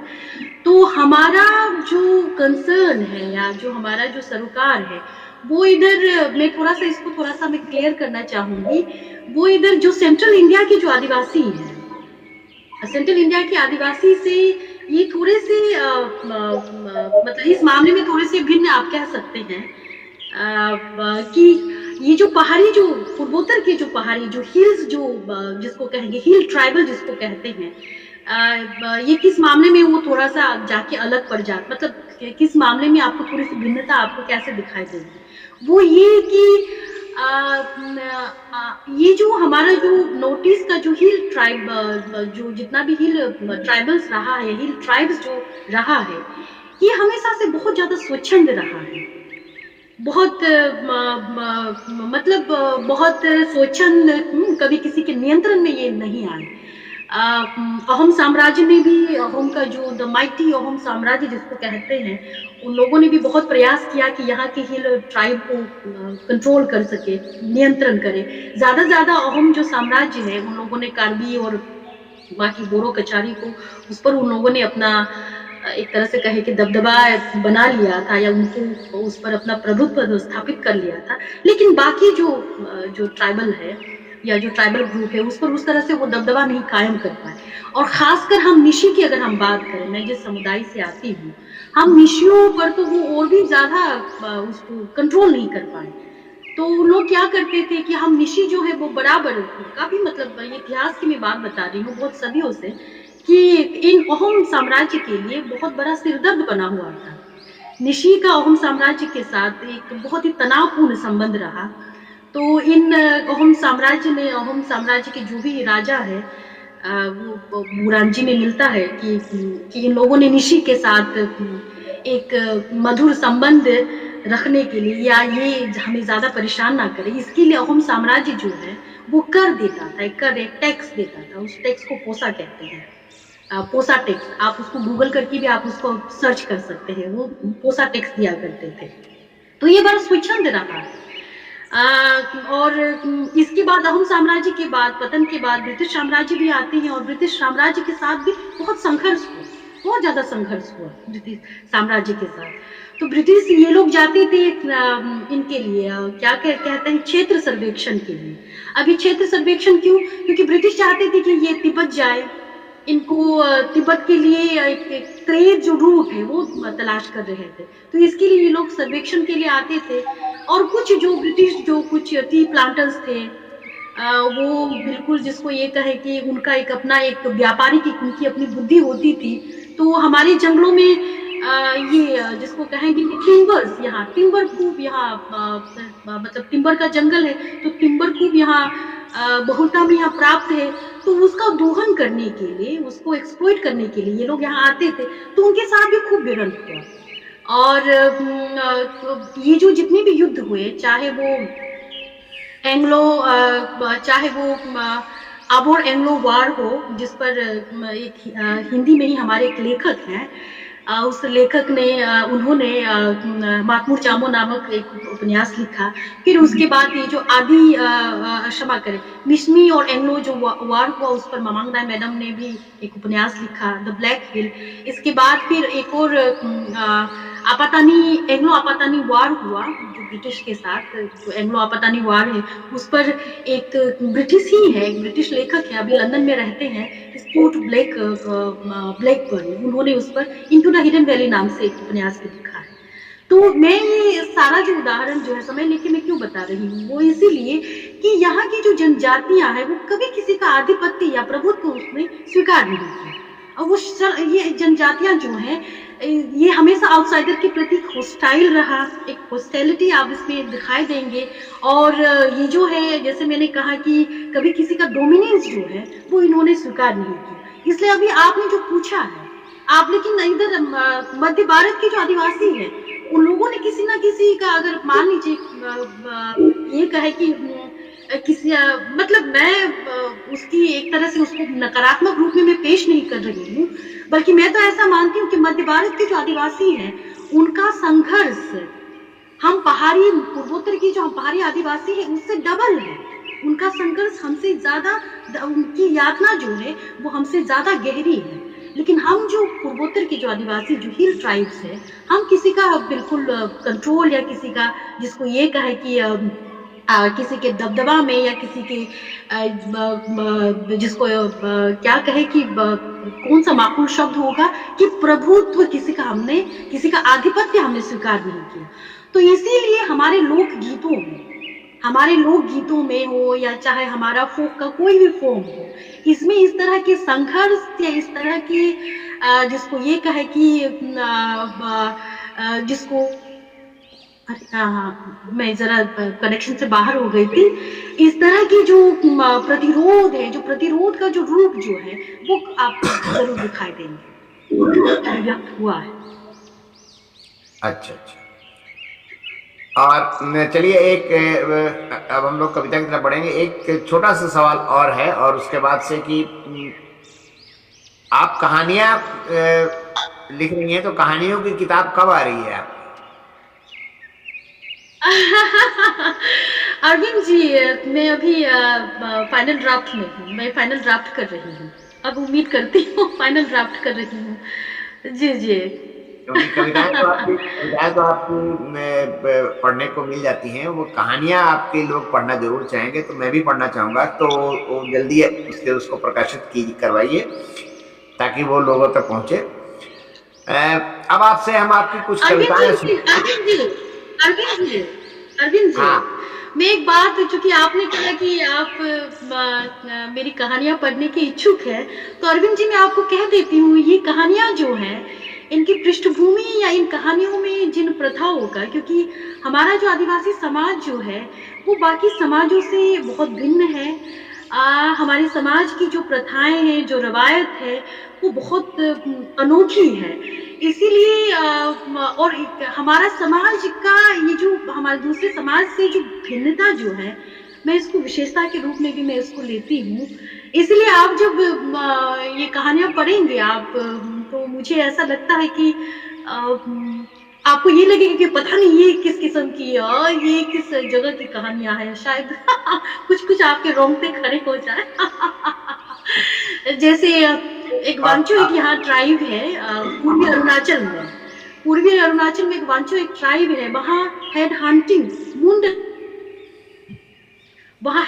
मुंड आकिर की प्रथा थी। उस पर आधारित मैंने एक कहानी लिखी, और इधर क्या कहते हैं, मलयालम में कहानी अनुदित हुई, और मलयालम का जो पाठक है वो पढ़ने के बाद मुझसे तरह तरह के प्रश्न पूछने लगे कि अरे ये किस किस्म की प्रथा है। और मुझसे पूछने लगे कि मतलब ये कहे कि आप लोग तो कुछ भी कर लेते हैं, आप लोग तो इस तरह के हैं। ये तो मैं आपको पहले से बता रही हूँ कि ये ऐसी कहानियां हैं जिनको आप पढ़ेंगे तो आप देखिए, आपकी होश पाख्ता हो सकती जो मैं जी ये जी। कह रहा था कि यही तो पढ़ना है, यही तो जानना है लोगों को, सारे लोगों को। जो अच्छा। आप कहानियों में जैसे कि मैं बता रहा था कि लूसुन की कहानी है पागल की डायरी, आपने पढ़ी होगी। हाँ, जी जी जी जी। तो अब चाइना की प्रथा के जब हम लोग पढ़ के रोमांचित हो जाते हैं और बड़े एक्साइटेड हो जाते हैं, और तो ये तो और लोगों को जानना भी चाहिए। और हर हर जगह की, हर प्रदेश की, या अगर देखा जाए तो हर मतलब जो आदिवासी इलाके की अलग अलग प्रथाएं हैं, और ये तो अभी साहित्य उनका बाहर आ नहीं रहा, उनकी उनकी सच्चाई बाहर आना बाकी है, बहुत सारी चीजें। आप जैसे लेखक इन सारी चीजों को लाएंगे, तभी तो लोगों की जानकारी बढ़ेगी, है ना? देखिए, जी जी। रहन सहन का तरीका, उनके जीवन पद्धति, उनके जो मैरिज लाइफ है, उनके कैसे है, और उनकी पढ़ाई लिखाई है, वो क्या सोचते हैं अपने बारे में, और देश के बारे में। वो देश को कई बार, वो जब जब चीजें थोपी जाती हैं, तो देश से उनको चिढ़ भी होने लगती है कि बाहरी लोग हमारे ऊपर आधिपत्य जमा रहे हैं, है ना? जैसे आप देखिए तो इधर झारखंड और छत्तीसगढ़ में तो आदिवासियों ने बड़े बड़े संघर्ष भी किए हैं, है ना? तो वो सब चीजें जो हैं वो सामने तो आनी चाहिए। तो इससे इससे आप घबराइए मत, तो आप जो लिख रही हैं बहुत शानदार लिख रही हैं, और पढ़ना चाहिए लोग। अब आपकी कुछ कविताएं सुनेंगे हम। जी अरविंद जी, मैं तैयार हूँ। मैंने निकाल के रखा हुआ था ये। आपको तो एक पुरस्कार भी मिला है, तिलका मांझी अवार्ड भी मिला हुआ है आपको शायद। अरविंद जी, दरअसल मैंने पुरस्कारों की सूची मुझे मैंने उपलब्ध आपको जो बनी, हाँ वो दरअसल अरविंद जी, इधर पूर्वोत्तर की भी जो जितने भी हिंदी सेवी संस्थान है वहां से, और मेरे खुद जनजाति जो समुदाय है वहां से, और कई सारी, क्योंकि वो सूचियां लंबी हो रही थी तो आपने संक्षिप्त कहा था, तो इसे संक्षिप्त ही भेज दिया। बल्कि ये बताऊं कि आज ही मुझे केशव राय जी हैं, विश्व हिंदी अकादमी मुंबई से, तो वहां से भी, इस संस्था से भी मुझे विश्व हिंदी सेवा सम्मान भी आज सम्मान जो है वो आज मुझे उस सम्मान से नवाजा गया है। जी, जी, जी। तो वो ज़रा सूची लंबी हो रही थी पुरस्कारों की, इसलिए मैंने आपको नहीं भेजा। आपने संक्षिप्त कहा था, इसलिए बिल्कुल संक्षिप्त मैंने भेज दिया। तो अरविंद जी, मेरा पहला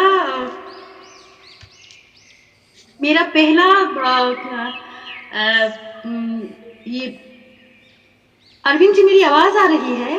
हाँ हाँ श्योर, आ रही आ रही। तो अरविंद जी, मेरी पहली कविता है, कविता का शीर्षक ही है अरुणाचल। अरुणाचल, ये कविता, 2-3 ऐसी कविताएं हैं जो मैंने कहीं भी पाठ नहीं की, मैं यही पाठ कर रही हूँ। बाकी कुछ कविताएं बाद में, बाकी जो कविताएं हैं वो पाठ कर देती हूँ। अरुणाचल। अरुणाचल बहुत करुण और उपेक्षित बड़ा इतिहास तुम्हारा। अरुणाचल बहुत करुण और उपेक्षित भरा इतिहास तुम्हारा। पहले ब्रिटिश हुकूमत ने अनदेखी की, आजादी के बाद अपनी सरकार ने। पहली ब्रिटिश हुकूमत ने अनदेखी की, आजादी के बाद अपनी सरकार ने। नामकरण कई बार हुआ तुम्हारा, नामकरण कई बार हुआ तुम्हारा। North east frontier tract, north east frontier agency और अरुणाचल प्रदेश। ये दरअसल अरुणाचल का बार बार जो नाम बदला गया उस पर, वो प्रदेश जिनके अचलों पर पड़ता सूर्य का पहला किरण। अरुणाचल यानी कि वो प्रदेश जिनके अचलों पर पड़ता सूर्य का पहला किरण। नाम सुंदर है और सार्थक भी, नाम सुंदर है और सार्थक भी, मगर मन किंतु परंतु में उलझ ही जाता। मगर मन किंतु परंतु में उलझ ही जाता। एक टीस मन में रह रहकर उभरता, एक टीस मन में रह रहकर उभरता। सूझा नहीं था कोई जनजातीय नाम, सूझा नहीं था कोई जनजातीय नाम, जिससे स्थानीय रंग झलकता, जिससे स्थानीय रंग झलकता। जनजातीय संस्कृति प्रतिबिंबित होती, जनजातीय संस्कृति प्रतिबिंबित होती। भारतीय संघ को तब तब सुध आता, भारतीय संघ को तब तब सुध आता, क्षमा करें, भारतीय संघ को तब तब सुध तुम्हारी आती, जब जब चीन दहाड़ता अरुणाचल हमारा।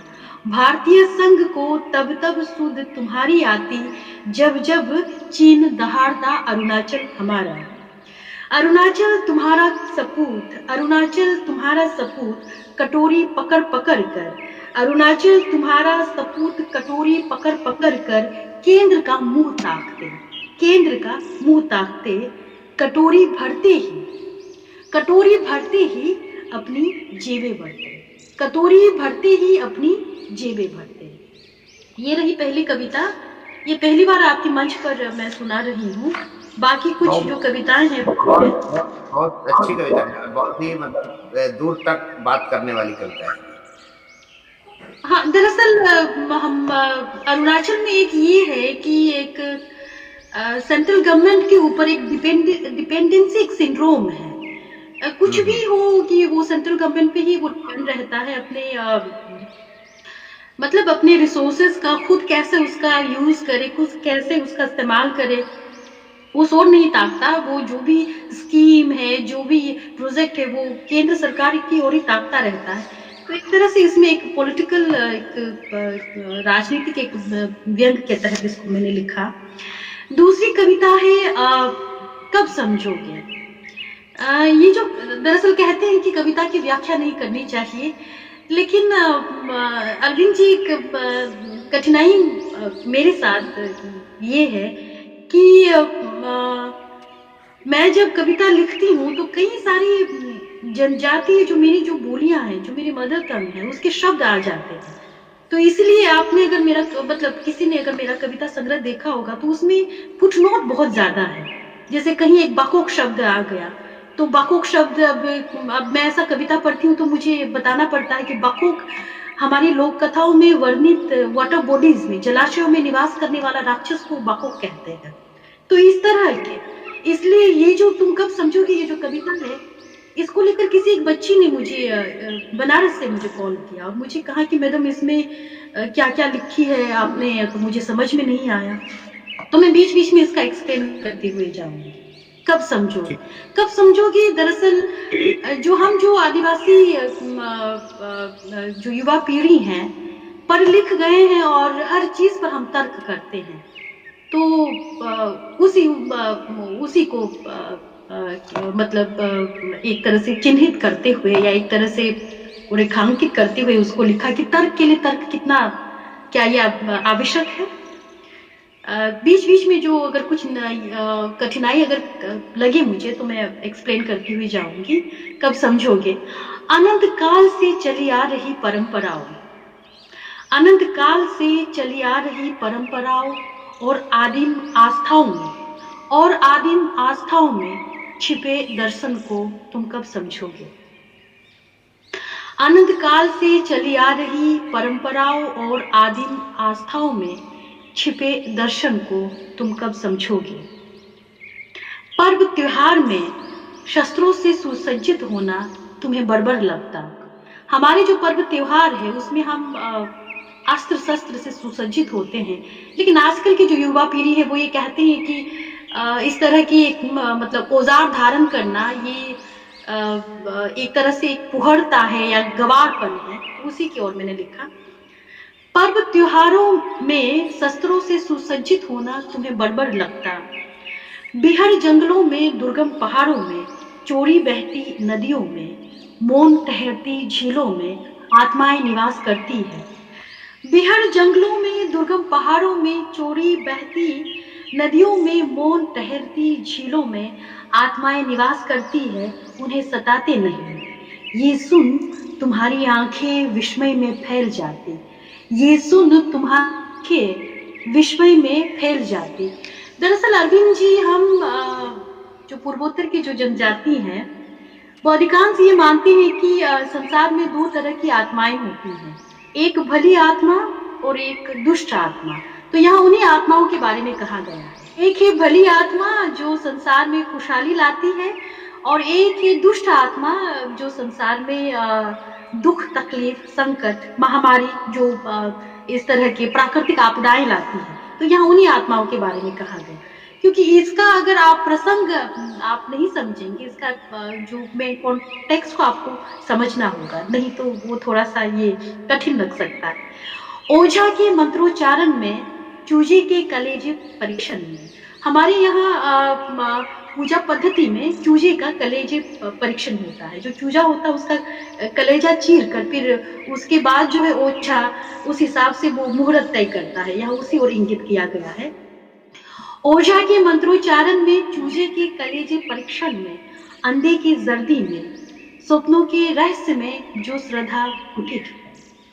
ओझा के मंत्रोच्चारण में, चूजे के कलेजे परीक्षण में, स्वप्नों के रहस्य में जो श्रद्धा गुठित है, तुझे अर्थहीन लगता। मृत पूर्वजों की कथा में हास्य है, रुदन है, जन्म का उल्लास है, मृत्यु का मातम है, युद्धों का विजय घोष है, पराजय का विलाप है, पूरा एक इतिहास है। मृत पूर्वजों की कथा में हास्य है, रुदन है, जन्म का उल्लास है, मृत्यु का मातम है, युद्धों का विजय घोष है, पराजय का विलाप है, पूरा एक इतिहास है। इतिहास को परखने की एक दृष्टि है। तुम उसे देखना नहीं चाहते। तुम्हारे लिए आदिम आस्था और श्रद्धा का अर्थ ढकोसला है। तुम्हारे लिए आदिम आस्था और श्रद्धा का अर्थ ढकोसला है। तुम अपने बचाव में आधुनिक शिक्षा का तर्क देते हो।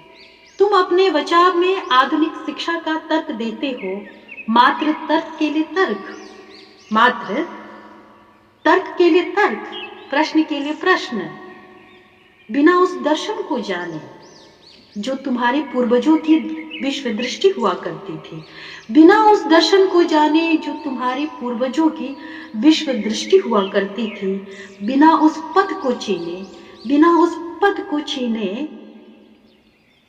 जिस पथ पर चलकर तुम्हारे पूर्वजों ने, जिस पथ पर चलकर तुम्हारे पूर्वजों ने अतीत से वर्तमान की संघर्षशील यात्रा तय किया था। अतीत से वर्तमान की संघर्षशील यात्रा तय किया था। धन्यवाद अरविंद जी। इसके बाद और कितना मुझे पढ़ना होगा? 2 कविताएं और पढ़नी है जी।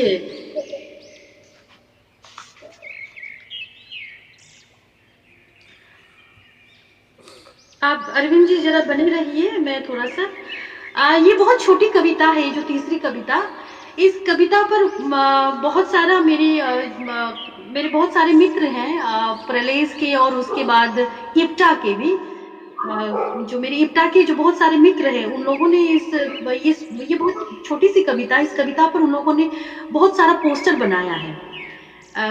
इप्टा के एक मेरे साथी हैं पंकज दीक्षित जी, बहुत उम्दा पोस्टर कविता बनाते हैं, तो उन्होंने इस पर काफी पोस्टर बनाया है। तो ये मैं पाठ करना चाहूंगी। ये मेरी तीसरी कविता है, पहाड़ और आदिम निवासी। कविता का शीर्षक है पहाड़ और आदिम निवासी। कविता पोस्टर बन जाने के कारण काफी कई सारे मित्रों की वॉल पर आपने देखा, मतलब कुछ लोगों ने देखा भी होगा। क्षमा करें। कविता इस तरह है। हमारे पूर्वज तनिक भी खतरा महसूस थे, हमारे पूर्वज तनिक भी खतरा महसूस थे, दुर्गम पहाड़ों पर चले जाते, दुर्गम पहाड़ों पर चले जाते। पहाड़ों की यह दुर्गमता, पहाड़ों की यह दुर्गमता उनका रक्षा कवच होता, उनका रक्षा कवच होता। पहाड़ों के बिहड़ जंगल उन्हें सुरक्षा और आश्वस्ति देता, पहाड़ों के बिहड़ जंगल उन्हें सुरक्षा और आश्वस्ति देता।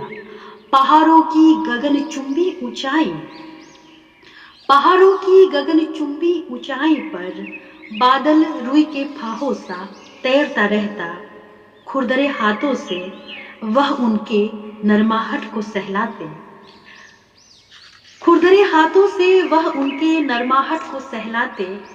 पहाड़ों की ओट में, पहाड़ों की ओट में डूबता उतराता सूरज आंख मिचोली फैलता, पहाड़ों की ओट में डूबता उतराता सूरज आंख मिचोली फैलता। ये पहाड़ शरण है हमारे पूर्वज का, ये पहाड़ शरण है हमारे पूर्वज का। अलग कैसे करोगे, अलग कैसे करोगे पहाड़ और उसके आदिम ने। ये पहाड़ शरण है हमारे पूर्वज का, अलग कैसे करोगे पहाड़ और उसके आदिम निवासी को। धन्यवाद। एक अंतिम कविता मैं पढ़ देती हूँ। इस कविता का शीर्षक है परी कथा। दरअसल ये कविता मेरे बहुत अजीज, मेरे दिल के बहुत करीब, मेरे वरिष्ठ मेरे कवि मित्र हैं कौशल किशोर जी, कौशल किशोर जी। उनको ये कविता बहुत पसंद है, तो ये कविता उन्हीं को मैं डेडिकेट करते हुए मैं पाठ करना चाहूंगी। ये कविता खासकर कौशल किशोर जी के लिए, तो उन्हीं को डेडिकेट करते हुए ये अंतिम कविता। जी इजाजत है? हाँ बिल्कुल। जी जी। कविता का शीर्षक है परी कथा। मटमेली शाम की धुंधुआती रोशनी में, मटमेली शाम की धुंधुआती रोशनी में एक और बुरी खबर मिली, एक और बुरी खबर मिली। वो नहीं लौटी, वह नहीं लौटी, लौटी उसकी खामोशी, लौटी उसकी खामोशी, उसकी सिसकियां, लौटी उसकी खामोशी, उसकी सिसकियां। कुछ दिन पहले सरकार आयोजित, कुछ दिन पहले सरकार आयोजित ताम झाम टिमटाम भरे, ताम झाम टिमटाम भरे जोग मेला में, जोग मेला में कई घरों की बेटियां चुनी गई, कई घरों की चुनी गई। बेहतर कल की कल्पना के परों पर सवार, बेहतर कल की कल्पना के परों पर सवार, ये परियां दूर अजनबी देश को, ये परियां दूर अजनबी जगहों को उड़ गई। पर जैसे होता है ना, पर जैसे होता है ना, परियों की कथा में दानव, हाँ सही सुना, दानव, हाँ सही सुना, दानव। इस पात्र के बिना हर परी कथा होती है, इस पात्र के बिना हर परी कथा होती अधूरी। देश की तथाकथित मुख्य धारा में तैरने वाला भीमकाय नुकीले पंजों वाला दानव, देश की तथाकथित मुख्य धारा में तैरने वाला भीमकाय नुकीले पंजों वाला दानव। ये मुख्य धारा एक बड़ी सी धारा, ये मुख्य धारा एक बड़ी सी धारा, जहां तैरते अनगिनत दानव चारे के तलाश में। ये मुख्य धारा एक बड़ी सी धारा, जहां तैरते अनगिनत दानव चारे की तलाश में। रोजगार का सब्ज बाग दिखाकर, रोजगार का सब्ज बाग दिखाकर ये दानव इन परियों को नकली स्वर्ण पिंजरों में करते कैद। रोजगार का सब्ज बाग दिखाकर ये दानव इन परियों को नकली स्वर्ण पिंजरों में करते कैद, और फिर शुरू कैदी परियों की अनबरत यातना, और फिर शुरू कैदी परियों की अनबरत यातना। शोषण के इतने चेहरे देख चुकी परिया बात जोहती किसी राजकुमार का, शोषण के इतने चेहरे देख चुकी परिया बात जोहती किसी राजकुमार का। अब नीचे की पंक्ति, लुटी पिटी एक परी, लुटी पिटी एक परी जब घर लौटी, जब घर लौटी अपने अनुभव के टुकड़े, अपने अनुभव के टुकड़े परी बहन से बाटी, परी बहन से बाटी, तब बहन तपाक से बोली, तब बहन तपाक से बोली, ये दानव हमारी लोक कथाओं का बाकुक्सा है, ये दानव हमारी लोक कथाओं का बाकुक्सा है, जिनकी डरावनी किस्से दादी और नानी सुना सुना कर हमें भेजा करती थी, दादी और नानी सुना सुना कर हमें भेजा करती थी निंदिया रानी के पास, निंदिया रानी के पास। बाकुक यहाँ निशी लोक कथाओं में चित्रित, निशी लोक कथाओं में वर्णित जलाशयों में निवास करने वाला एक राक्षस है, एक दानव है। धन्यवाद। पायलिंचो, अरविंद जी पायलिंचो कहते हैं, हमारी भाषा में धन्यवाद को पायलिंचो कहते हैं। पायलिंचो जी बहुत सुंदर।